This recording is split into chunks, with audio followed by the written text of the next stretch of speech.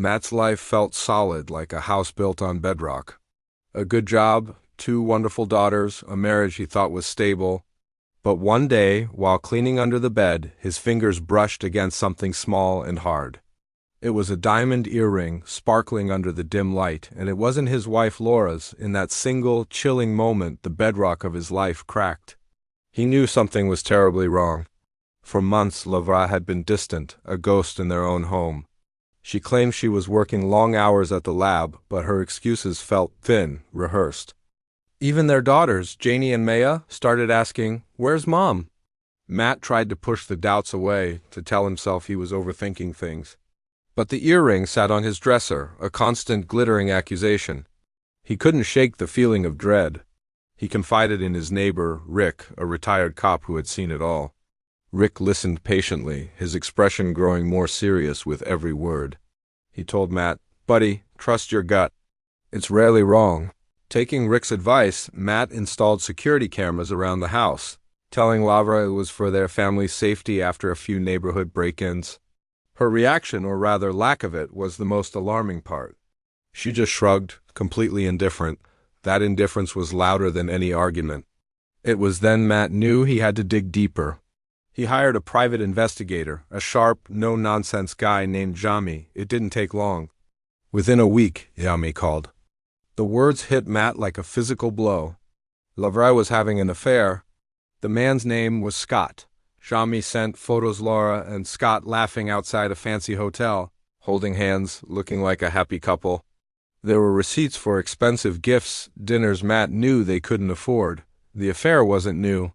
It had been going on for months, right under his nose, in the spaces where Lavra claimed to be working late. The betrayal was a cold, sharp pain in his chest. He tried to hold it together for his daughters, to plaster a smile on his face, but every moment felt like a performance. Then, the affair crashed into his world in the most brazen way possible. At Janie's Saturday soccer game, a man approached him, smiling. "You must be Matt," he said. "I'm Scott. Laura's told me so much about you." Matt's blood ran cold. This was him. The man from the photos. Scott acted friendly, but his eyes darted around nervously. He even knew details about the girls, about their school, their hobbies. The audacity was sickening.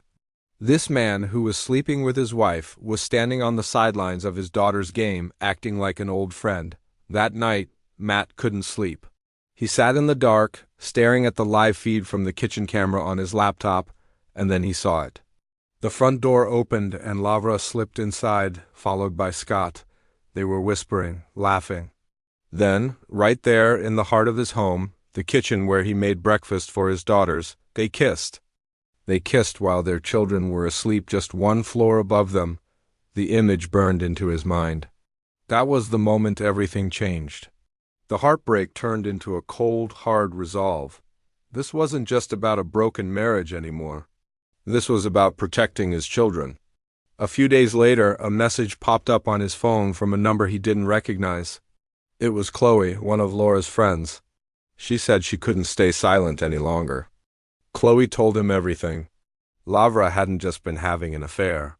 She'd been bragging about it, laughing about how she was pulling the wool over Matt's eyes.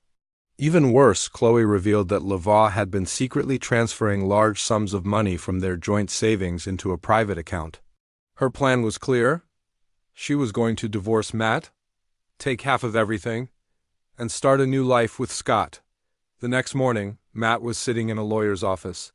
His lawyer, a stern but reassuring woman, advised him to act fast. Gather all the evidence. So Matt did. He printed the bank statements, saved the photos from Jamem, and downloaded the gut-wrenching video from the kitchen camera. His first move was to freeze their joint bank accounts to stop the bleeding. When Lavra discovered she couldn't withdraw any more money, her mask of indifference shattered. She called him, furious. That evening he confronted her. He was calm, his voice steady. She didn't even try to deny it. "I deserve to be happy, Matt," she said, her voice dripping with self-pity. "Scott gives me things you can't." Matt simply turned his laptop around and played the video of her and Scott in their kitchen. The color drained from her face. Her arrogance crumbled into stunned silence. Word travels fast in a tight-knit community. Soon the whispers started. Neighbors who used to wave to Lavra now looked away. Other parents at school offered Matt quiet words of support, bringing over meals, offering to watch the girls. Lavra became a pariah, isolated by the scandal she had created. Meanwhile, Jami, the pie, kept digging into Scott's background. It turned out Scott wasn't the successful businessman Lavra thought he was. He was drowning in debt, had a history of preying on married women, and even had a past charge for aggression. Matt decided he'd had enough. He found Scott at his gym and confronted him, not with anger, but with cold, hard facts, making sure others could hear. "Everyone is going to know who you really are," Matt said quietly. The public humiliation sent Scott scrambling. His perfect plan was falling apart. Lavra, learning about Scott's lies and debts, started to panic. Their secret rendezvous turned into furious arguments. And then Lavra made a reckless, desperate move. Matt came home from work to an empty house and a cold, cruel note on the counter.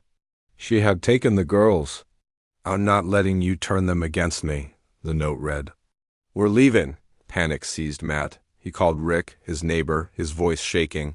"She took the kids." Rick's voice was grim. "Matt, this is serious. This is parental kidnapping."